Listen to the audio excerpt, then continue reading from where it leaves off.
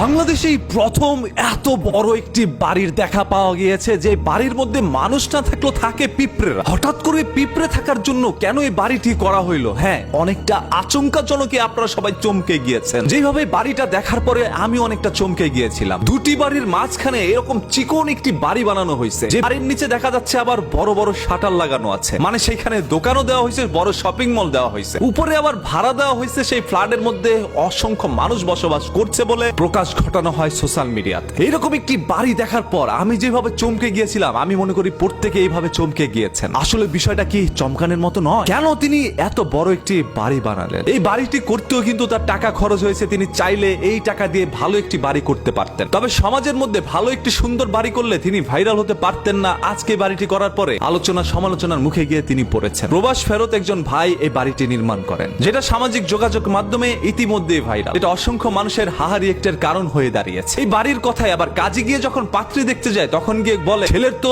4 তলা বাড়ি রয়েছে, নিচে বড় শপিং মল রয়েছে, ছেলে কোটি কোটি টাকার মালিক। এটা বলার পরে মেয়ের বাবা মা কখনো চিন্তাও করে না যে আমার মেয়ে সুখে থাকবে না। তিনি ভেবেই নেয় ছেলের 4 তলা বাড়ি, বড় শপিং মল, নিচে ভাড়া দেওয়া, আমার মেয়ের আর কি লাগে? কপাল তো খুলছে আমার মেয়ের, যেন লুঙ্গি খুলে না আমার জামাই। এটা চিন্তা করে মেয়েকে বিয়ে দেওয়ার জন্য অসংখ্য বাবা মা পাগল হয়ে যায়। এক বাপের 1 পোলা, আবার 4 তলা বাড়ি, নিচে শপিং মল। বাবা, এই যে চিন্তা ভাবনা করে যে আপনার মেয়েকে বিয়ে দিচ্ছেন, যখন হঠাৎ করে সে 4 তলা বাড়ি দেখতে গেলেন, গিয়ে দেখলেন যে বাড়ির দরজার সমান হচ্ছে পুরো বাড়ির সাইজ, তখন কেমন লাগে ভাই? বিতর্কত ভাবে চিৎকার করবেন কই দাঁড়ায়? ওইখানে চিৎকার করলে নিজের সাউন্ড নিজের কানে এসে ধরা খাবে, কানের পর্দাও ফেটে যেতে পারে। গতকাল যখন এরকম একটি ভিডিও দেখলাম, তখন আমার কাছে খুবই আচমকা ভাই চমকে গিয়েছে, এবং আমার কাছে মনে ছিল এই ভিডিওটি যথাসম্ভব দ্রুত আপনাদের সামনে প্রকাশ ঘটানো প্রয়োজন। ভিডিওটি শেয়ার করে দেন, যাতে করে পাত্রীপক্ষ জানতে পারে ছেলের 4 তলা বাড়ি, নিচে বড় শপিং মল। আপনার মেয়েকে কি বিয়ে দিবেন? দিলে এখনই দিয়ে দেন। মেয়ে থাকবে রাজকুমারীর মতো, রাজা হবে সেই 4 তলা বাড়ির মালিক। বাই দা ওয়ে, আসলে ছেলেটা বিয়ে করার জন্য বাড়িটি বানায়নি, তার একটি স্বপ্ন রয়েছিল এরকম একটি চিকন বাড়ি বানাবে। যেমন জায়গা, যেমন ভাই টাকা, তেমনই বাড়িটা বানাইছে। আপনাদের কাছে ভালো লাগলে বলেন, না লাগলেও বলেন।